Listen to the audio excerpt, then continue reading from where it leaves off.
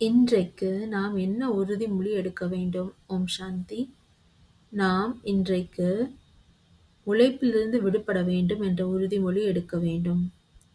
உறுதிமொழி எடுத்தோம் என்றால் லாபமும் சேர்த்து எடுக்க வேண்டும்.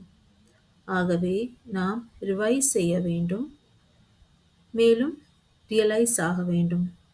ரிவைஸ் என்பது அமிர்த வேளையில் முடித்த பிறகு நாம் என்ன உறுதிமொழி எடுத்தோம், அதன் பலன் என்ன அடைவோம் என்கின்றதை சிந்தனை செய்து பார்க்க வேண்டும்.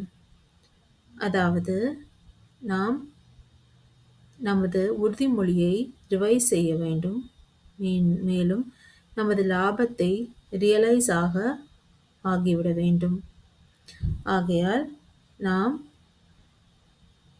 இதை தினந்தோறும் அமிர்த வேளைக்கு பிறகு நாம் செய்ய வேண்டும்.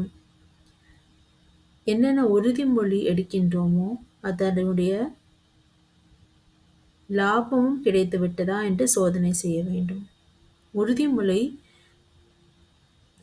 சுலபமாக உடனே எடுத்து விடுகின்றீர்கள் என்று தந்தை சொல்கின்றார். ஆனால் லாபம் எடுப்பதோ அப்படி இல்லை என்று தந்தை புரிய வைக்கின்றார். ஆகையினால் நாம் லாபமும் கூட உறுதிமொழி எடுத்த பிறகு அதை ரியலைஸ் ஆகிவிட வேண்டும். ஓம் சாந்தி.